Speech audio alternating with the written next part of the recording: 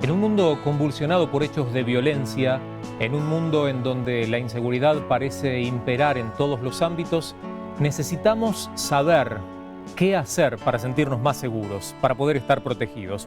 Hoy estaremos hablando acerca de seguridad. Un especialista en la materia nos dará algunos tips, algunos consejos, algunas enseñanzas y, por supuesto, abordaremos la situación del miedo, del pánico, de la inseguridad por la que la sociedad atraviesa en virtud de los hechos de absoluta actualidad que conmocionan al mundo. Un programa especial de La Otra TV que, por supuesto, tiene del otro lado de la pantalla a cada uno de ustedes, nuestros amigos televidentes, como principales protagonistas. Visítennos en Facebook, dejen su me gusta en nuestra fanpage y vuelvan a ver este o cualquiera de nuestros programas en YouTube. Se meten precisamente allí, escriben La Otra TV y el nombre de cualquiera de los invitados y tienen la chance de poder volver a ver diferentes episodios de este especial programa. Un programa sin desperdicio. Comienza así, en el que la seguridad es el tema central.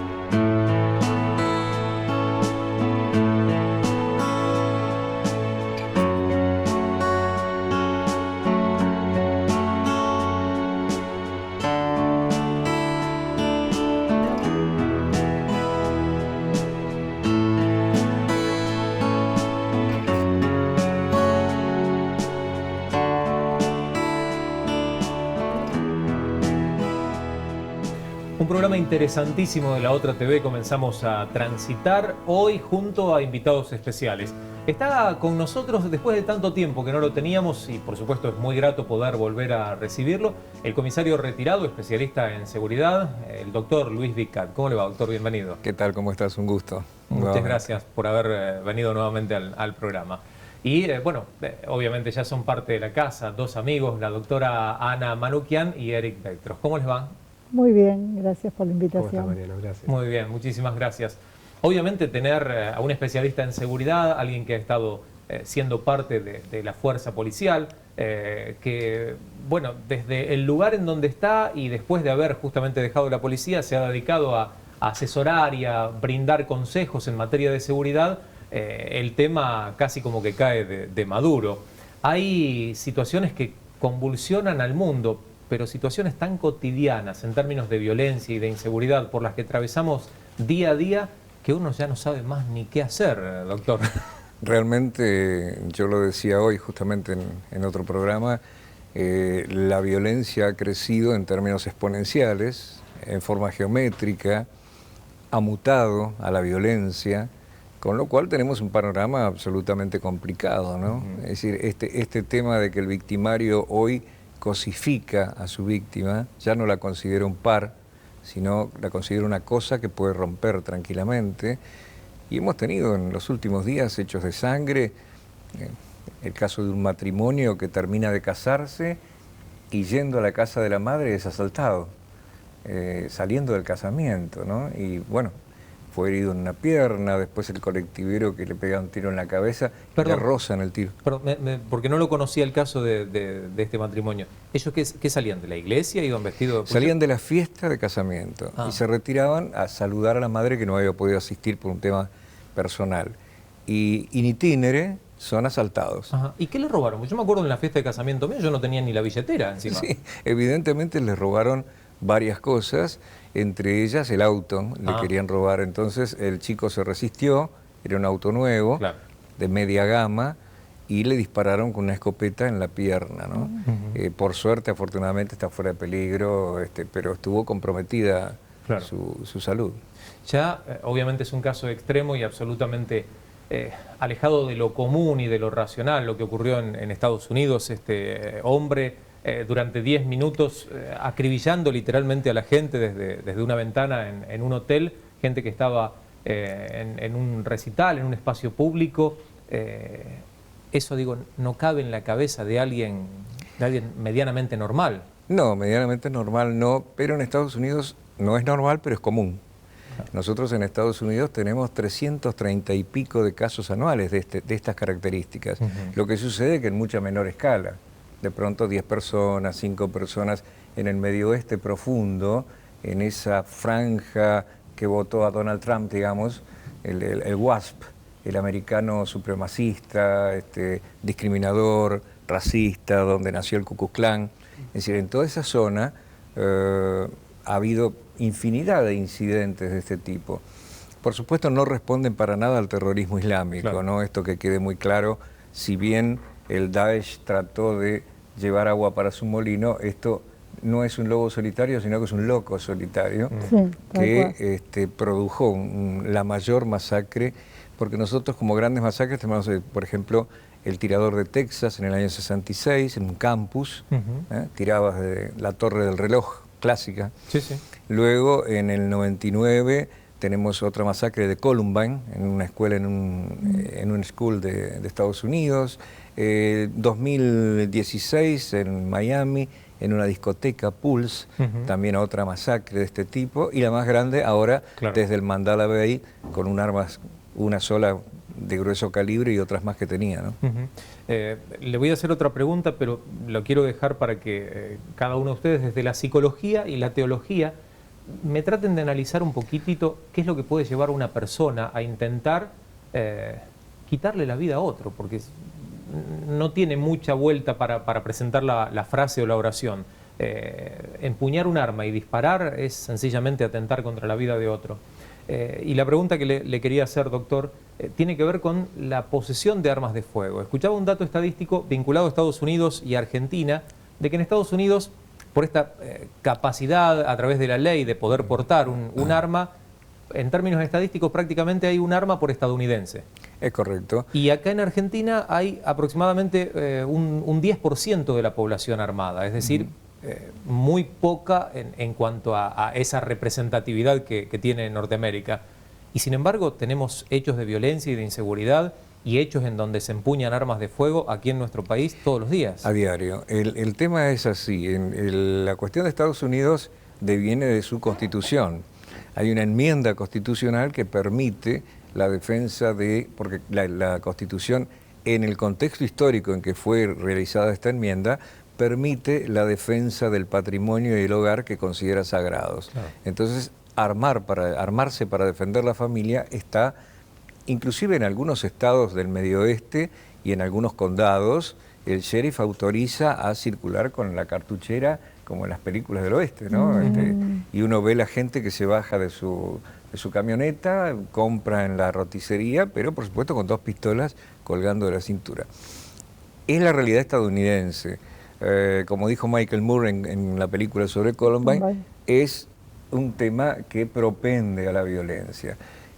Nuestro país es totalmente distinto porque tenemos una ley absolutamente restrictiva con respecto a la tenencia y posesión de armas de uso de fuego por parte de la gente de bien.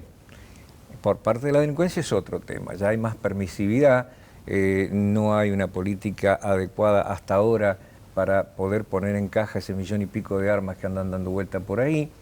No se consideran las armas no industrializadas, nadie habla de las tumberas, estas armas que se fabrican en las villas, caseras que son terribles, sobre todo en la zona del Gran Rosario, con el narcotráfico que las usan en bastante cantidad, y tenemos el contrabando de armas desde Paraguay. En fin, hay una serie de cuestiones que hacen que haya 1,5 millones de armas en negro. Y por otra parte está la mentalidad errónea del ciudadano común que dice, bueno, yo me compro un arma y estoy protegido. ¿Recuerdan aquel viejo anime que se llamaba He-Man, que decía yo tengo el poder, porque tenía una espada? Bueno, pasa una cosa totémica con la posesión de un arma, y no quiero hacer intrusismo en la psicología, yo hago psiquiatría forense además, pero hay un proceso que transfiere el poder hipotético que tiene eso a la persona. Nada más lejos de la realidad. El hombre de bien después no está dispuesto a matar, el delincuente está dispuesto a matar, y entonces ahí se producen los grandes hechos de sangre. Así que yo recomiendo no tener armas en realidad. Claro. Tampoco prohibirlas a la gente de bien. Quien quiere ir a un club de caza, hacer caza mayor, yo no estoy de acuerdo con la caza de animales, pero de todas maneras me parece que sería inconstitucional también en un Estado de Derecho prohibir el deporte. O un polígono de tiro, sencillamente. Un polígono de tiro. Además hay sofismas, ¿no? Japón es el país que tiene más restricción en el mundo para tenencia de armas de fuego. A punto tal que en Japón, para correr una carrera olímpica, hubo que pedir un permiso al gobierno para el revólver que da la salida. Bien. Y no era lo mismo la corneta que se... Es una Podría tradición, ser, podría pero ¿qué ser. pasó? Pero tienen la tercer mafia del mundo, la Yakuza. Suiza es el país más permisivo con respecto al uso de armas. Uno quiere tener un cañón en el jardín, va al Ministerio de Defensa, paga un timbrado, va al surplus de militaria y lo compra, y lo pone en el jardín. Y es el país con menos delito violento, por lo menos de Europa. Claro. Así que cuidado con esto, ¿no? Es decir, no es el arma que mata, es la persona que la usa. ¿El cambio de mentalidad tiene mucho que ver en base al lugar geográfico en el que nos encontramos? Les pregunto. Sí, aparte la tecnología, porque ahora con estas impresoras 3D se hacen armas en casa, se baja un software, se arma, se hace en la impresora, se compran las balas y ya tienes un arma.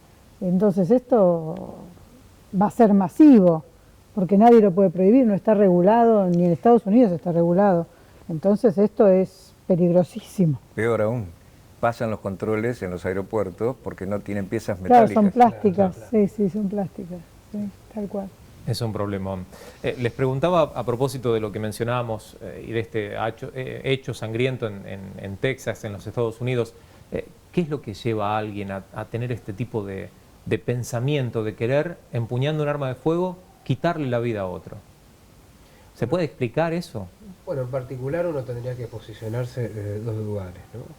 Obviamente hay una estructura psíquica determinada, ¿no?, que te permite tratar, y como bien decía el doctor, al otro como cosa. ¿Y qué significa esto de tratar al otro como cosa? No tenerlo como un par, no tenerlo como un otro, ¿no es cierto?, que siente, que le pasan cosas, que No tiene considerarlo decisión. humano. No considerarlo humano, sino un objeto, ¿sí?, como un medio más para la consecución de un fin, que puede ser delictivo, una manipulación determinada, un puesto de trabajo. Es decir, el universo psicopático, ¿no es cierto?, roza y atraviesa lo delictivo, pero se encuentra en cualquier área de nuestra vida, y hoy por hoy vivimos en una sociedad que tiende a la cosificación, ¿no es cierto?, del otro, en donde el otro termina siendo un bien de consumo más. Entonces yo me acerco al otro para conseguir determinado fin, el otro se vuelve un medio, entonces una vez que consigo el fin, lo desecho, ¿no? Sea un fin delictivo, sea un fin hedónico narcisista, sea un fin de éxito laboral, en donde me relaciono con otro a modo de contacto o a modo de conocerlo para poder quedarme con su puesto. Es decir, la cosificación, ¿no es cierto?, como modo también de manipulación y de aproximarme al otro, conlleva, ¿no es cierto?, a que el delincuente de hoy no tenga ningún tipo de reparo, ¿no es cierto?, en acabar con la vida de una persona, aún que la persona no se resista. Y esa es la realidad. Lo que vemos hoy es personas que aún no resistiéndose acaban o acribilladas o con alguna herida de bala en alguno de sus miembros, inhabilitante, ¿no? Y conocemos casos que se dan en todo el universo. Entonces, lo que tendríamos que preguntarnos es, también desde el discurso social, hay algo que tiende a la violencia, y a su vez, como las personas se sienten desamparadas de determinados organismos ante los incidentes que cada vez son mayores, vemos algo que no tendría que pasar, ¿no?, si estuviera todo bastante mejor regulado, y es que las personas quieren tomar justicia por mano propia. Y aquí estamos en un problema estructural de la sociedad, porque para que se genere una sociedad, uno tiene que delegar ese poder a un Estado, ¿no es cierto?, que administre y equilibre la cuestión judicial. Si uno empieza a tomar justicia por mano propia, y es un problema gigante. Volvemos a la ley de Talión. Al linchamiento, el famoso juez Lynch en Estados Unidos, que tenía una justicia muy expeditiva, ¿no? Un árbol, una soga, y no había juicio oral, no había prueba. Lo que vos decís es muy correcto, y te adunaría lo siguiente: en el caso del Mandala Bay, quizás fuera un psicópata integrado hasta cierto punto, que en algún momento su tolerancia a la frustración se quebró, y allí, como estaba frustrado, agredió a lo que fuera. Cuanto más matara, mejor, ¿no? Totalmente. Le quiero preguntar, doctora, a propósito de un área que usted maneja y mucho, que es justamente el ámbito del cerebro, ¿qué es lo que pasa en el cerebro de aquel que está en condición de víctima? Miedo, la condición de inseguridad imperante en la sociedad de hoy, que te hace prácticamente no querer salir a la calle, estar desconfiando de todo. ¿Qué es lo que pasa en el cerebro de una persona Muchas de las fobias justamente tienen que ver con eso, ¿no? La agorafobia, el salir a lugares amplios o el salir al aire libre, tiene que ver con eso, y hay cada vez más problemas de ansiedad o de fobias debido a esto, ¿no? Mientras hablaba Eric, yo decía, no hay un término médico que dice que no es enfermo quien quiere, sino quien puede. Bueno, con la violencia era así también, había que tener ciertas condiciones patológicas como para ser violento, para dispararle a un ser humano. Hoy ya no, hoy es violento quien puede debido a su patología, pero también quien quiere.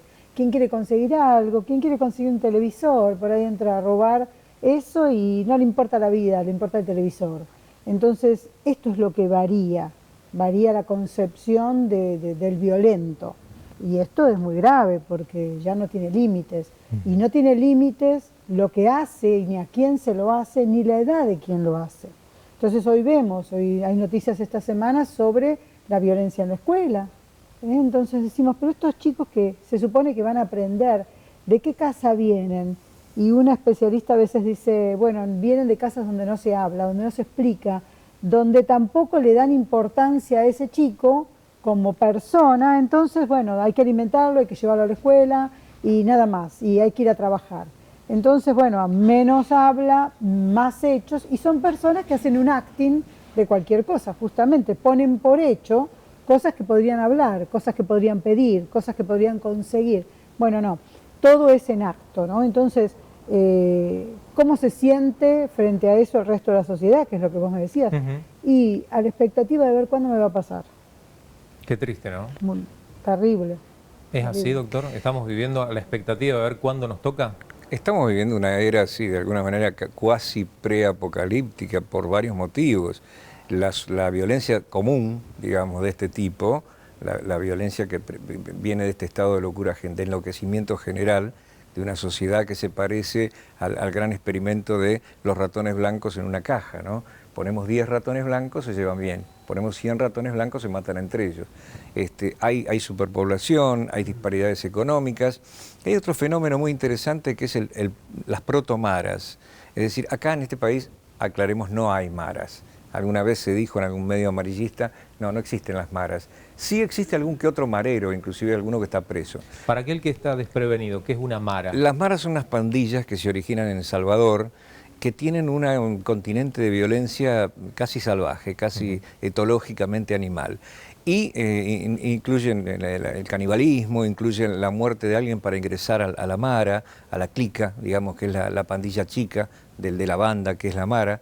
Y existen grandes maras que fueron a Estados Unidos, después Estados Unidos se las devolvió a Salvador coactivamente y se derramaron por el continente latinoamericano. En esas maras, justamente, la violencia que impera es muy grave, porque, por ejemplo, para ingresar y ser marero hay que matar a un familiar, de pronto, ¿no? Esto como condición de ingreso. Y lo que nosotros estamos viendo acá son las protomaras, es decir, algunos grupos que están adquiriendo el modus operandi de las maras sin serlo, por imitación. Y esto también contribuye, más el terrorismo mundial, el narcoterrorismo mundial, contribuye a que tengamos un panorama absolutamente preocupante, diría yo, por ahora, ¿no? Es interesante, y no sé si a lo mejor, Eric, pudiéramos darle una mirada desde el punto de vista de aquel que se siente víctima, que como la doctora en algún momento lo dijo, está como esperando que le toque y que está esperando o confiando en que Dios lo puede proteger, que Dios lo puede guardar. ¿Está mal tener ese tipo de confianza? No, no está mal, pero uno también tiene que tener sus propios recaudos y saber lo que hace, ¿no es cierto?, al cuidar de su propia vida, ¿no? Es decir, Dios vela por nuestra seguridad, pero nosotros tenemos que hacer nuestra parte, porque si no, estamos en un universo mágico que no funciona de esa manera. Vos hablabas de víctima, ¿no? Y ahora retomo tu pregunta, sí. Vos hablabas de víctima y lo que asistimos en la sociedad actual, que un poco Ana lo dijo, es que uno no sabe cuándo va a ser víctima, está bien, pero tampoco uno sabe cuándo va a ser victimario. Ah, interesante, ¿eh? Porque, ¿cuándo las circunstancias lo van a llevar a uno a eso? Entonces, esto es, ¿no? Cuando Ana decía, bueno, hoy, ¿no?, quien quiere, no solamente quien puede, y cómo se da una circunstancia, ¿no? Asistimos a un montón de fenómenos en donde una persona, que uno diría, bueno, puede ser víctima con cualquier, ¿no?, de un fenómeno de inseguridad, de pronto se torna victimario. ¿Y qué pasa con las circunstancias? Esto de encasillar quién es víctima, quién es victimario, y hoy no, hoy los límites son muy difusos, todos podemos ser víctimas y todos podemos ser victimarios, porque todos estamos atravesados por cuestiones relacionadas a la injusticia, la disparidad, ¿no es cierto?, la acumulación de recursos de determinados sectores y la ausencia de recursos en otros. Entonces todos estamos atravesados por un sinfín de frustraciones que no sabemos cómo disparan ciertas características de nuestra estructura psíquica y a dónde podemos llegar, ¿no?, conforme y de acuerdo a estímulos que terminan siendo adecuados para fines inadecuados, ¿no? Y retomando tu pregunta, digo, obviamente Dios está presente y uno se siente acompañado con Dios, aquellos que proseguimos la fe cristiana, pero uno tiene que saber que no basta con decir, bueno, Dios me cuida, basta con decir, ¿qué es lo que yo puedo hacer también desde mi lugar para cuidar a otros? Claro. Porque la dimensión del cuidado no es lo que Dios me pueda cuidar a mí, sino sabiendo que Dios me guía, que Dios me cuida, cómo yo desde mi lugar, desde mis medios, desde mis ámbitos, puedo ayudar a que otro también se sienta cuidado, se sienta protegido, conozca cuáles son los recaudos a tomar, ¿no? Y no someterlo o someterme a ámbitos en donde yo sé que hay mayor chance y mayor probabilidad que le pase algo. Doctor, usted como especialista en seguridad incluso ha escrito un manual brindando consejos y asesoramiento. Le quisiera robar algunos tips o algunas herramientas con las que un ciudadano común debería o por lo menos pudiera estar prevenido, no sé, en un espacio público en donde entra alguien con la intención de robar y uno no sabe si esa intención primaria de robar no terminará desencadenando una tragedia. Otro tipo de delito, sí, es un caso. ¿Cómo nos prevenimos? ¿Cómo lo evitamos? A ver, el manual justamente, que es un método, es el método de la autopreservación urbana, cómo sobrevivir en una gran ciudad. Y se sobrevive a través de 3 pilares: la prevención, la discreción y la precaución. La precaución, que es un estado mental, en donde nosotros tenemos una sana vigilia no paranoica permanente de lo que sucede a nuestro alrededor. Nos acostumbramos a observar. Todos miran, pocos observan. Y por otra parte, el principio de discreción activa o pasiva, ya sea mintiendo, aunque parezca mal. Cuando yo recibo una llamada telefónica de estas falsas encuestadoras que se hacen de alguna cárcel, dice, ¿cuántos son de familia? 38. ¿Tienen perros? 3 Rottweiler. ¿Usan armas? Todos portamos armas. Claro. Misiles antiaéreos. Claro. Entonces, inmediatamente cuelgan. De todas maneras, el otro principio es la prevención. Y dentro de esto, por ejemplo, articulando esto, hay una infinidad de tips para cada caso, que vos conocés porque tenés el manual. No lo tengo. Caramba. Qué buena manera de pedir el manual. Voy a quedar mal porque en alguna oportunidad me lo prometió al aire. Prometió al aire traerlo. Pero como el tema lo sacó él. Pero qué bueno, prometo al aire traerlo. El tema es el siguiente. Por ejemplo, vamos a ingresar a un lugar público. Cuando nosotros estamos en el afuera, estamos en un ambiente hostil. El lugar público es hostil. ¿Siempre tenemos que considerarlo así? Sí. Vamos a un cementerio, es un lugar de alto peligro. ¿Un cementerio? Un cementerio. ¿No están todos muertos ahí? Sí, no están todos muertos. No todos, evidentemente no todos. Hay algunos vivos, muy vivos. Hay un capítulo que se llama Camposanto, que justamente comienzan siempre con un pequeño cuentito, ¿no? Dicen, bueno, va una señora viuda a hablar con su marido fallecido, italiana, y le dice, dame una señal, Dios, ¿por qué te fuiste tanto? Decime si me querés, si estás en algún lugar. Y en ese momento, 3 de la tarde, cementerio municipal, rayo del sol, siente un toque en el hombro. Y maravillada dice, milagro, se da vuelta y era un caco, ¿no? Claro. Que la roba. Un cementerio municipal a las 3 de la tarde es un peligro, aunque parezca mentira. Una aglomeración alrededor del obelisco es otro peligro. Entonces vamos a entrar a un restaurante, por ejemplo. Bien, lo primero que hacemos es, si nos gusta el restaurante, vamos a mirar qué pasa dentro del restaurante. Si vemos que está todo el mundo quieto, los mozos no se mueven, la gente tampoco, no entremos. Claro. Hay un asalto en proceso. Pero si nos animamos a entrar, tratemos de buscar la ubicación. Además, perdón, si están todos quietos y los mozos no se mueven, la comida va a demorar un montón. Sí, claro, solo por eso no entraríamos. Pero por otra parte, si llegamos a entrar, tenemos que saber dónde sentarnos. Lejos de la caja registradora, lo más lejos posible. Lejos de las entradas. Hay un cierto lugar tabú dentro de los restaurantes, que es la zona aledaña a las cocinas y a los sanitarios. Sí. Esas mesas siempre están libres. Bueno, tenemos que buscar esas mesas. porque un poco de olor a comida no hace nada, pero vamos a estar prestos a poder tener una cubierta, a poder escondernos en la cocina o en algún baño si copan el lugar, Sí. como ha pasado. No se metan debajo de la freidora, lo único. No. evitar el horno si está prendido. Pero de todas maneras, son pequeños tips de seguridad, ¿no? Si vamos a mirar una vidriera, miremos primero el vidrio. ¿Qué hay detrás nuestro? No hay nada raro, nada normal, no hay gente que se me acerca, ahí miramos lo que está detrás. Interesante el detalle ese, ¿no? Porque uno... A tomar nota, por favor, de Sí. todas estas cosas. No, pero son cosas que ayudan, lo que termina de mencionar el doctor, mirar o sea, usar el vidrio de espejo para darnos cuenta lugares que no estamos viendo directamente, pero sí de forma indirecta y que nos pueden prevenir. Vivimos rodeados de espejos, charcos de agua, vidrios, marquesinas. Todo nos facilita la observación perimetral, ¿no? Circular, y la gente no lo usa. Ese es el gran problema. A veces lo usamos para mirarnos nada más. Para la pantalla del celular, ¿no? Sí. Que Un no tema puede mirar narcisista, atrás. leonista. A veces el celular lo usamos de espejo. Usémoslo para barrer y ver qué pasa atrás nuestro, a ver qué está pasando. La cantidad de arrebatos de celulares que existen. Y uno lo que ve es que sacan el celular y en el transporte público se pone al lado de la puerta del subte No. o en el último asiento que la persona se pone como para bajar hacia así tú. Y Claro. Esa es la víctima tal cual. propiciante, ¿no? En victimología, que es una ciencia hoy, Perdón, la víctima se propiciatoria. lo puedo traducir al Castellano. sí, el salame. Usted le dice víctima No quería propiciante, decir. es un flor de salame. ¿Qué hace eso?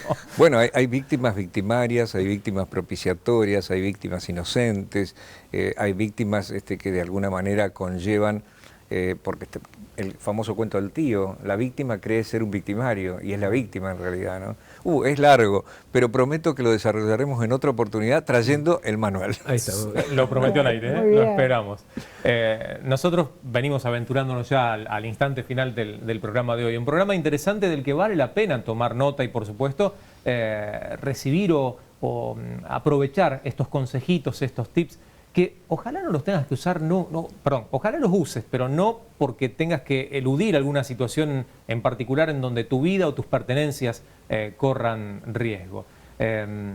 Yo sinceramente, doctor, le agradezco como en cada oportunidad su Un visita. gusto, como siempre, un gusto. Doctora Eric también, muchísimas gracias por acompañarnos. Podemos sentirnos seguros, confiados, tomar estos tips y estos consejos para evitar que cosas malas nos ocurran, pero también podemos, indefectiblemente, buscar la protección de aquel que está todo el tiempo junto a nosotros, acompañándonos mientras estamos atentos y expectantes y aún mientras bajamos la guardia o estamos sencillamente descansando, y ese es nuestro Dios. La televisión tiene sus propuestas, esta ha sido nuestra propuesta. Esto fue La Otra TV del día de hoy. Muchísimas gracias, será hasta la próxima. Dios nos bendiga.